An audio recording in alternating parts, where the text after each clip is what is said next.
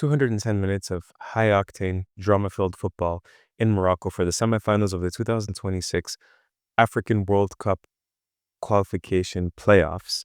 Nigeria and the Democratic Republic of Congo have advanced. So let's break down the action up next on the African Five-a-Side podcast. Hello and welcome to the African Football Report on the African Five-a-Side podcast. I'm Maher Mezahi, and as always, this is brought to you by africasaCountry.com. Last week on africasaCountry.com, I tried to pick out a relevant article to these two matches today, and I found one titled After Paul Biya, which was written just after the Cameroonian elections. The summary is: Cameroon's president has ruled for over 4 decades by silence and survival. Now with dynastic succession looming and no clear strategy, the country teeters between inertia and implosion. I believe Paul Biya is 92 years old, so he has been re-elected for a 7-year term. I hope he lives that long, but I'm not sure. I'm not sure that he will. I hope all of us live that long, but I'm not sure that many of us will. You can find a link to the article in the description below. But if you're just here to talk about football, as I know most of you are, then let's talk about football. Today was apparently a nice, cool autumn, early winter evening in Rabat. Beautiful pitch, little bit of rain, and it seemed like everything was set up in terms of the conditions to have 180 minutes of great football. Didn't really turn out to be the case, but still I enjoyed both matches very much. Now, unlike the normal World Cup qualifiers, there was video assistant referee this time around, which I think is a good thing. Tom Abongile, speaking of Nigeria versus Gabon, Tom Abongile, the South African referee, was in the end retained, even though there were heavy rumors and reports that Nigeria would put pressure on FIFA to change the referee. In the end, he stayed on, and thankfully there was no refereeing controversy. So let's talk about Nigeria versus Gabon. Nigeria lined up with a 4-4-2. And I was not a big fan of this upon seeing the formation, because I thought it would be, your standard 4-4-2 with Lookman and Chukwueze as wide midfielders.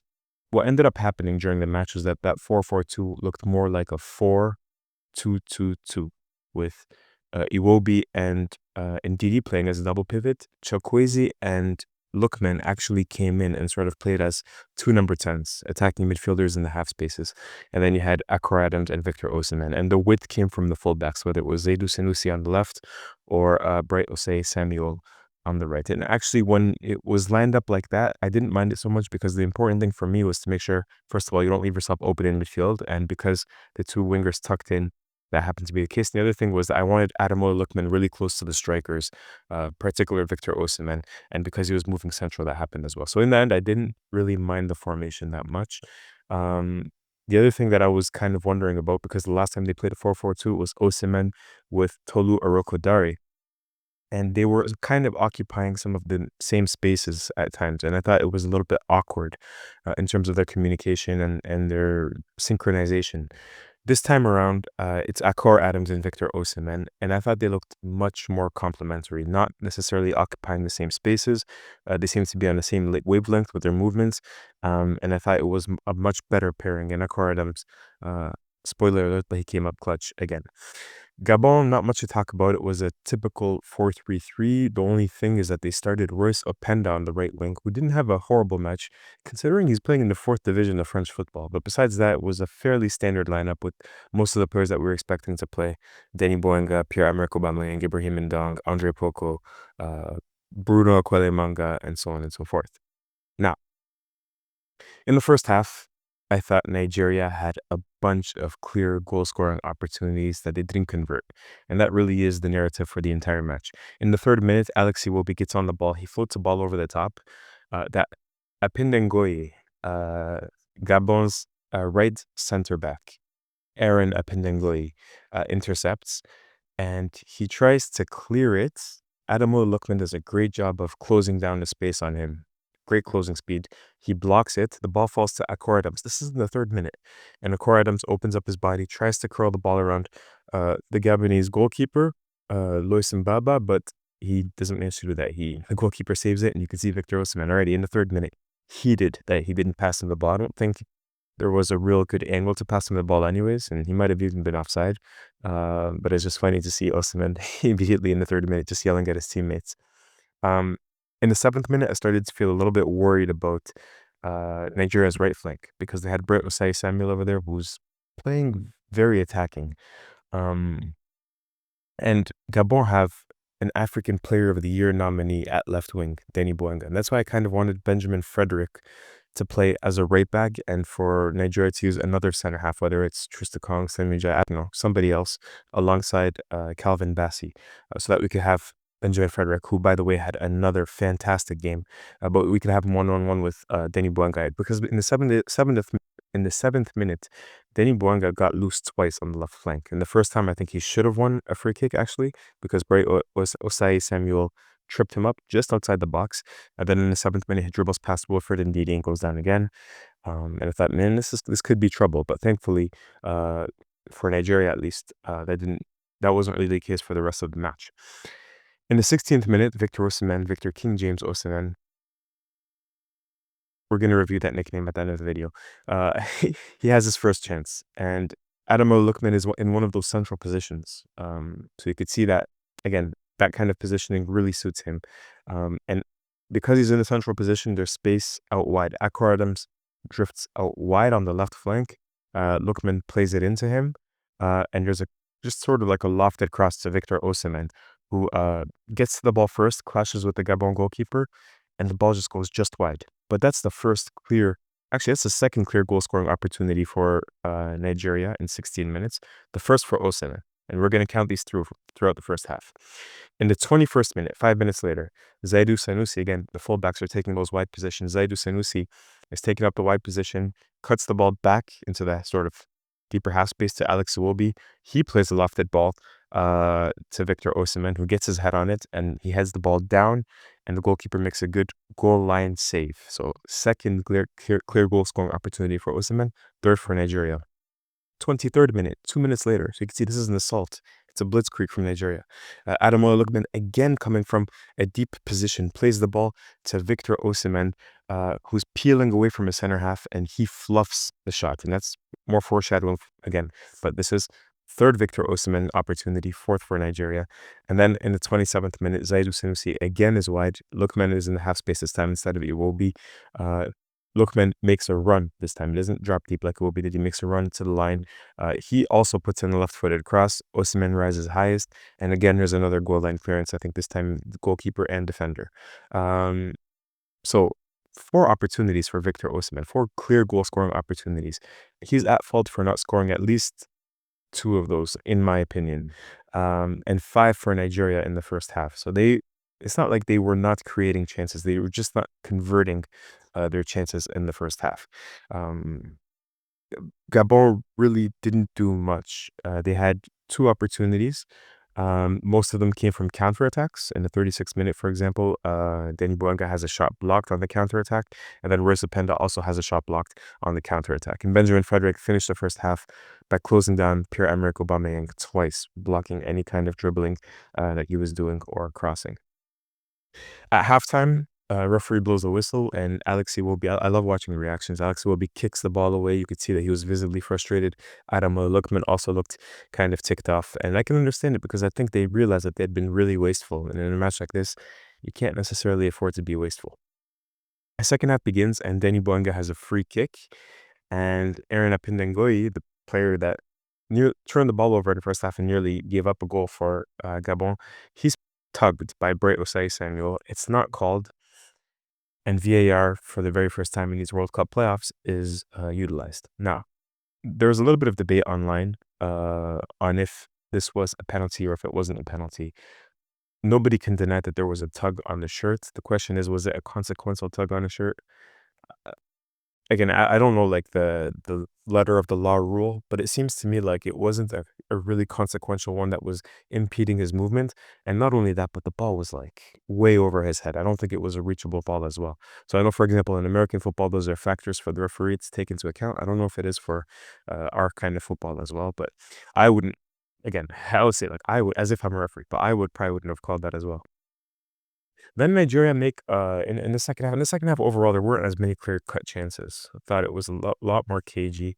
But Nigeria make a double change. They bring on Chidera Ejuke and they bring on Moses Simon, and then those wingers take up wider positions. So there's a little bit of change in philosophy and in tactics. Um, and I thought that was interesting. I like the idea, but I don't think it was executed properly. But the second half was just so stop and start and stop and start. And that's why we had 12 minutes of extra time. I thought Gabon, towards the end of the second half, slowly started to grow more and more influential. And then in the 78th minute, I mean, Aaron Apindangoyi, again, uh, he's the one that makes a mistake. It's a back pass. He's trying to go across the field, which, I mean, for a center half, you can make that pass, but I think the distance was a little bit too far. And then if you make the pass, you have to make sure that it gets there. And it doesn't get there. Core Adams intercepts. It's a back pass to his other center half, to Bruno Kolemanga. Core Adams intercepts it, takes it around the goalkeeper, and scores the goal for Nigeria. 78th minute. And at that moment, I'm kind of thinking, all right, I think Nigeria have this. But 10 minutes later, just a pretty pedestrian, long diagonal ball. And who is it? It might be, I forget the Gabonese player that's challenging Bright Osai Samuel in the air for the ball. Osai Samuel wins the ball, and the ball falls into midfield to Mario Lamina. And Chidera Ejuke, if you're, am I saying that name correctly? Is it Ejike or Ejuke? One second. Chidera Ejuke, yeah, okay. He's not tracking back Mario Lamina. You could see it's clearly his man. And Lamina manages to get a shot off.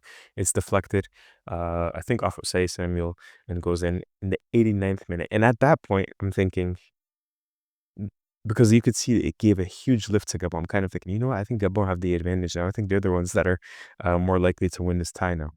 Um, in the injury time, Victor Osimhen has two clear-cut opportunities to score and to win it in the last minute for Nigeria. One of them, I think he was actually offside for, so doesn't really matter, but he was played through and he shoots wide. And then the other one, he times his run perfectly where he's sort of straddling the halfway line. He's played through. I don't know what the Gabonese defenders were doing playing in such advanced positions. And it's one-on-one. It's a breakaway, him and the goalkeeper. And you're thinking this is set up perfectly for the narrative. As a journalist, I'm always thinking about the narrative. One-on-one with the goalkeeper, Mbaba, that is not a world-class goalkeeper. Yes, the angle, I think you'd prefer, if you're a right-footed striker, you'd prefer to be in the left half of the pitch, not in the right half of the pitch, so you can open up your body and try to find the far corner as you curl it in, a la Thierry Henry. Still, in that position, he has to at least hit the target. He completely scuffs his shot again, and that takes the chances, that clear-cut goal-scoring opportunities, not just like any random ones, to 6 in the game. So I don't know what the XG would be for Victor Osimhen. I wouldn't be surprised if it's over 2.5, 3 for sure.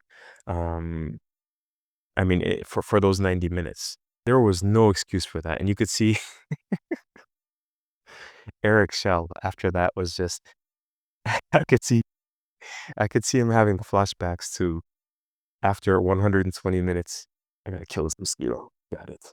After 120 minutes, when Mali lost to Cote d'Ivoire in the last AFCON, and he's just crouched down and they're pouring water on the back of his neck, and he's just like that, "Hello, darkness, my old friend." I could see that in his eyes. It was there. It was like a mix of shock, disappointment, sadness, fear, everything there. And as I tweeted, like, somebody find a water bottle to pour over Eric Schell, poor guy. And then, because I understand, and that's your star player. That's everything that you want everything that you want. Your star player in the right position at the most opportune time. He's got to hit the target, got to hit the net. Doesn't, but thankfully for Nigeria, he redeemed himself in extra time. In extra time, the match is unlocked by Wilfred Ndidi in midfield. Such an important player, the captain of this Nigeria squad when William Troost-Ekong is not playing. And even in the previous match against Benin, he unlocked the game there as well. He did it last time with a long looping cross from midfield. And in that match, there were so many times where he was actually inaccurate with his passing, trying to play Victor Osimhen over the top. And when he finally played him correctly, that was one of the times that Nigeria scored the goal. And here again, he unlocks it in the 96th minute. He's played a ball and with nifty feet, and that's not something we associate with Ndidi. The nifty feet, gets the ball up from under his feet, makes a run, slides the ball into Ejuke, who this time, I thought he had a horrible second half, by the way. I was very disappointed with his entire substitution, but this time he makes no mistake. He cuts across the ball, hits the far corner, and Nigeria's up 2-1. For me, the main takeaway there is like, man, Wilfred Ndidi, if if he was a more technical player, he would be world class. And that would be like such a big, it would be mana for Nigeria. Because when he does get those technical aspects of the game correct, it usually results in a goal. He's such a valuable player for everything else he does, but when he gets those final passes, when he gets the little dribbles, correct, it really means a lot to Nigeria.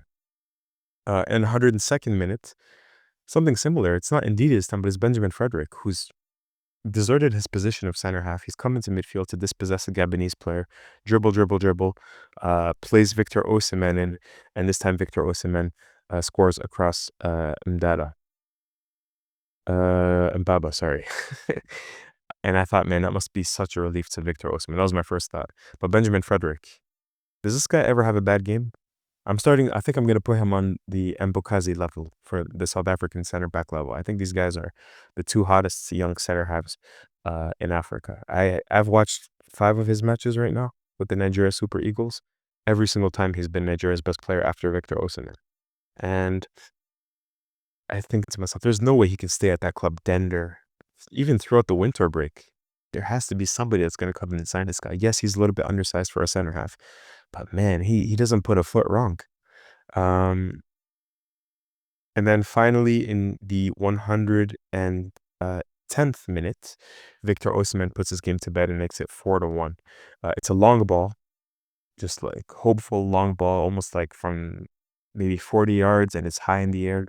And it's Osimhen just bullying Aaron Apindengoye again. Jumps up, chests the ball, get off me, sort of elbows in. I think hit him in the face, but it wasn't really a foul. And then uses his speed to get around the other center half, Bruno Quelemanga, and again hits the ball across the goal and scores a brace. And that's what I was expecting him to do, like throughout the game, is use his pace against Bruno Quelemanga, use his strength against anybody else that they would have partnering Bruno Quelemanga at the center half position. And ultimately, he created enough chances, just didn't score enough, at least within the regulation time, the 90 minutes. So what are the conclusions here? I'm going to toot my own horn for both of these matches, but I had predicted 3-1. It ends up being 4-1. I predicted 3-1 in 90 minutes, ends up being 4-1 in 120 minutes. Again, there were 5 clear chances to score for Nigeria in the first half. 4 came to Victor Osimhen. We have to take an aside here and talk about that, in my opinion, because I had flashbacks of AFCON 2023, which was, of course, played in 2024, the one in Cote d'Ivoire, where Nigeria were finalists, and Victor Osimhen was important to that team. He was so important to that team. He's the one that dragged them to the final, but I think he only scored 1 goal in that entire tournament, if I'm not mistaken. And he was doing everything but scoring. He was creating chances but not scoring. And I remember Jose Pesero using a ketchup bottle analogy. He said, the goals are going to come. Sometimes when you have a glass ketchup bottle, you go like this, the ketchup doesn't come out. And then one time you do it and then the entire bottle comes out. He's like, that's what goals are like, it just comes with momentum.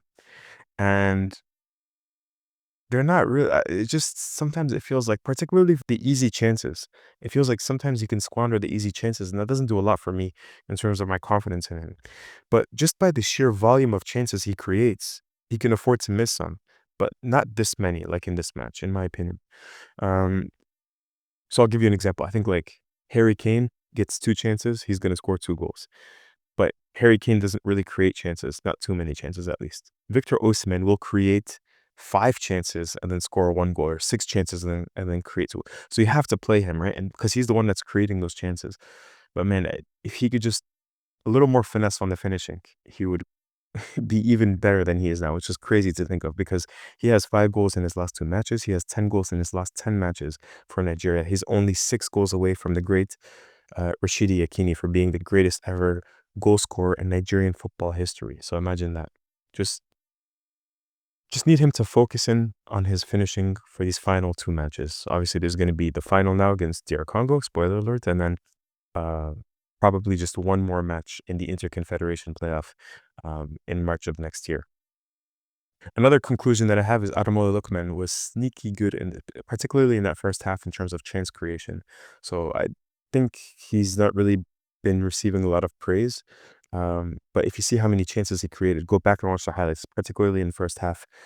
He did a really, really good job. So I don't mind him in that 4-4-2, as long as the most important thing is proximity to the strikers, because that's where he's his best, is those little spaces in the pocket, right behind the striker, where he can link up with them.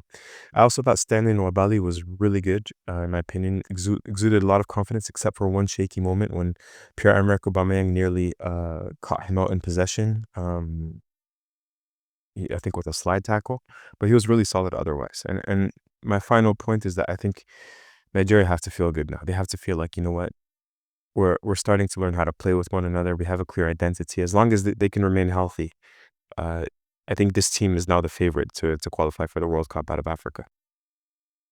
Cameroon and DR Congo. Cameroon came into this match playing a 5-2-3, which was slightly surprising to me. DR Congo came in with their typical 4-3-3. Now, in that sort of formation that Cameroon played, with Jackson Chachua as a right back and Mamadou Nagida as a left back, the fullbacks had to have pretty good games. And to be fair to them, I thought they actually had decent games. But then the other main point is when I looked at that starting lineup for Cameroon, I was like, oh, wow, this is a very young team. Carlos Baleba in midfield, 21 years old. Arthur Avom, 20 years old. That was your double pivot. And then your strike line was Frank Magri, who's I think 23, 24. Etta Ayong, who's 22. Brian Mbomo, who's 25. Jackson Chachua is, I think, 24. Mamadou Nagida, I think, is 23. Might just be making up ages now. Hold on. Mamadou Nagida is, no, 20 years old. So even younger than I thought. So if you're Mark Reese, you're really putting a lot of trust in youngsters in such an important game. That was my main thought when I looked at the starting lineup. For DRC, I didn't really see any surprises. They've been playing a 4-3-3 since last AFCON, mostly with these players: Charles Piquel, Mutasami, Theo Bongonda, Cedric Bakambu, Chancel Ndamba. It's exactly what we thought it would be. So yeah, no real surprises there. And for the second match, the rain really started to come down strong. I think that made the match even uglier than it was always going to be, because both these sides tend to play a physical brand of football that is not very technical. But the rain, I don't think, helped things either. The first 30 minutes, yeah, you could say the first half, most chances came from set pieces or corner kicks. Only I think Brian Mbeumo had a shot on target from open play in the 5th minute. And then, yeah, Bongonda had a chance when Carlos Baleba was really wasteful, and I think it was a goal kick routine. But then his shot was blocked by Baleba as well. But the football was very cagey. DRC were defending with 11 men. And again, most of the chances that were created were corner kicks and free kicks. Not too much to write home about. At halftime, this is where I start. It could have went two ways. I start to ask questions of what Mark Reese is doing. Now, again, hindsight is 2020. If this worked, and I think he did have a chance to work, I could see what he was trying to do, I'd be singing his praises right now. But I have to criticize him because it didn't work. That's the way it is. At halftime, he makes a double substitution. He brings on Martin Ongla, who's a center midfielder, but a central midfielder that's has a little bit more of an attacking vocation of, Cameroon central midfielders of the last 8 years. He's supposed to be one of the ones that can pick out a pass, take set pieces. And then he also brings on Vincent Aboubakar, who again is slowly returning to form after not finding the club at the beginning of the year. He's been playing club football for the last 4 weeks, scoring 4 goals in 3 matches.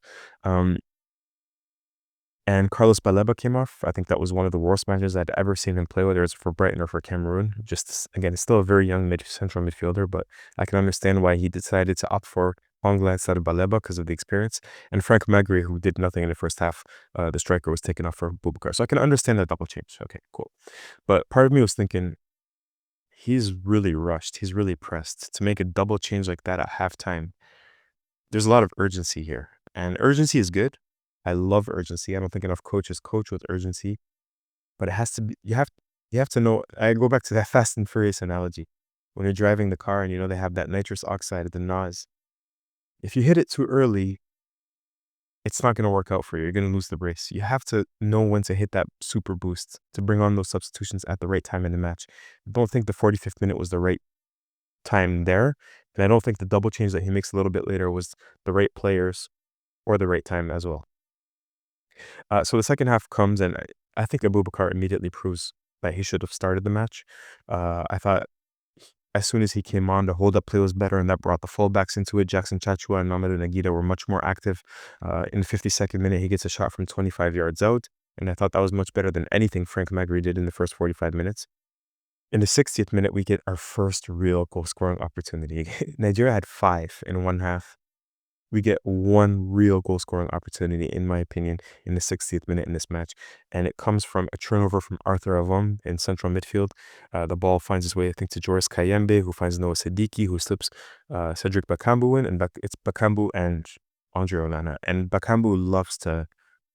that R1 on the PlayStation. I haven't played in like 10, 15 years, but I think it's still R1. So that little curling shot, you know? And so it sets up perfectly for him. He doesn't even have to take a touch. The ball is right in front of him. He runs onto it, plays that curling ball. And Andre Onana, I thought, hats off. I've been very critical of Andre Onana, as I have other players that I think have proved me wrong. Jordan Ayew, Pierre-Emerick Aubameyang. And here, Onana proved me wrong. And that was a hell of a save from him. And it could have been one that saved his country's chances to qualify for the World Cup. I thought it could have been a turning point there. In the 65th minute, Brian Mbomo he's played in, kind of like Ndidi. He gets the ball from under his feet and plays a perfect touch that he can run onto. Didn't think he was that fast. Runs past the Congolese defense and sort of like slide pokes the ball, but it just falls just wide. So it was kind of, it's one of those where I think he played that as well as he could have, but because you're a world-class player, because you're expected to be the technical leader of your team, you have to score that goal. Samuel Eto'o would have scored that goal. So it's kind of harsh on him, but at the same time, if he wants to be the player that I think he can be, he has to score there. And then the 72nd minute, this is where I'm going to be really harsh on Mark Brees. He brings on George Kevin Nkudu, and he brings on Christian Basagog for Arthur Avom and Mamadou Nagida. And this is a very aggressive move with still 20 minutes left to play. And we go from a 5-3-2 to a 4-3-3. But the 4-3-3 in midfield is, remember, he takes out Avom and he takes out Baleba. And you bring Martin Hongla, who's supposed to be the more, again, attacking of all central midfielders. You put him in the 6th position. And then your 8s are George Kevin Nkudu and Brian Mbumo. And Brian Mbumo, I thought that was his worst spell of the game, was late in the game when he was expecting to build up play from deep. You want Brian Mbumo further advanced up pitch, closer to the goal, combining with Vincent Abubakar. George Kevin Nkudu looked very lost playing in that 8th role. And Basogog, who usually you want on the right wing, as an inverted winger, was playing on the left wing. I thought he didn't really have a great game there as well. So again, it feels like he's, I don't know, again, PlayStation, I think you're supposed to press right on the D-pad and you put the ultra attacking mode on FIFA. He's doing that, but he's doing it too early. Like, you don't need to do that then. Like, what are you so scared of? Are you that afraid of penalties that you're willing to completely unbalance, or even extra time, that you're willing to completely unbalance your team? Like, it's not like you're losing 1-0. If you're losing 1-0, I can sort of understand what he's trying to do. Throw all your attacking quality on. I thought it was the wrong move. And I thought it was too aggressive. Anyways, Fiston Mele is also subbed on around the same time. Fiston Mele, I thought, was much more active and much better than Cedric Bakambu, as Vincent Abubakar was compared to Frank Magri. I hope Mele can start matches in the future. But I did think in the last 10 to 15 minutes, Cameroon actually dominated. It was wave after wave after wave of attack. But in the 91st minute, Chancel Mbemba, off of a corner kick, it was always going to be Chancel Mbemba or Vincent Abubakar, in my opinion. Maybe Fiston Mele. These were the 3 names. And it's a corner kick. When I look back, I was trying to see, like, did Cameroon do something wrong in the corner kick? They're man marking him. It's like a hybrid mix between man marking and zonal marking. And initially I thought they had Arthur Avom on him, but no, Arthur Avom was 1.75 meters or something, or even shorter, 1.73 meters. Thankfully, was subbed off the pitch. It was Nuhu Tolo, who's a defender, a powerful, strong defender. Not the tallest, but still decent in the air. Was playing as left center back for most of that match in that 5-3-2. So he's the one that's supposed to be on him. And Mbaba gives him a shimmy, peels off to the far post, and manages to score. In that, like, if you want to be hypercritical, you say, look, as a coach, you have to know, especially in the last period of the match, our best aerial defenders on Chancellor Mbemba and on Fiston Mayele for set pieces. That means Michael Ngaji. That means, what's his name? Jean-Charles Castelletto. Get your center halves on those two. But that's if we're being hypercritical, you know. I also think we have to give a lot of credit to Chancellor Mbemba. He's a player that I've seen time and time and time again step up when his team needs it, whether it's at the club or national team level.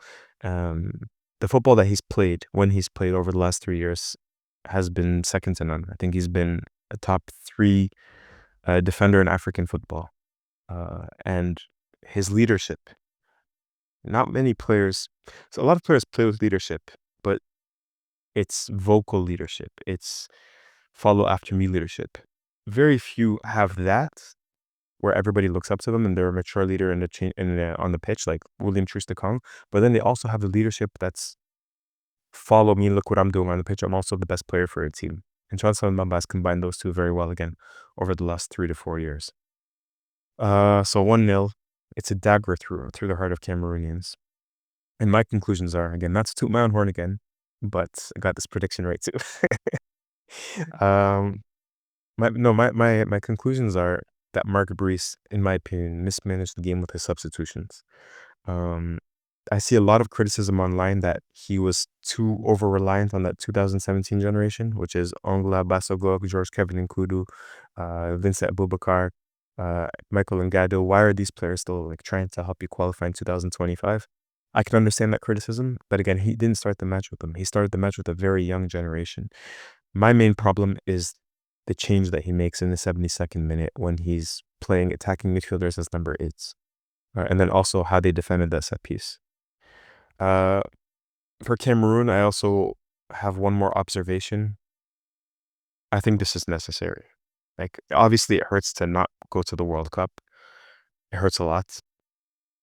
But Cameroon was, even if they won this match, they were going to lose to Nigeria. And even if they beat Nigeria, they were going to lose to Bolivia. And even if they beat Bolivia and qualified to the World Cup, they were going to do nothing at the World Cup. Because Cameroonian football is sick, because the Cameroonian football landscape is divided and it's in a civil war between the Federation and the Ministry of Sport. I think this needs to happen so that there can be cleaning of the slates. They need to unify the governing bodies at the Federation and at the Ministry of Sport. And then hopefully they can do that before the AFCON so that we could see a competitive Cameroon. Because again, in my heart of hearts, I really do believe that this is one of the most talented squads on the African continent. But what makes Cameroon Cameroon, and I spoke to several Cameroonians that told me this today, is unity, is fighting spirits. Once you have that, that's when you have those special Cameroonian sides. Unity and fighting spirit. If you don't have that, you can bring the greatest players in the world. They're not going to do anything. So Cameroonian football needs to go away. They need to fix their problems. They need to heal. They need to have internal conversations. And they need to come back united and motivated.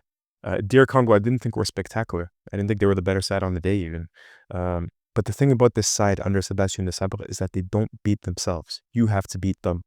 And that's a warning to Nigeria. If Nigeria doesn't show up and if Nigeria shoots themselves in the foot, they will lose to DR Congo.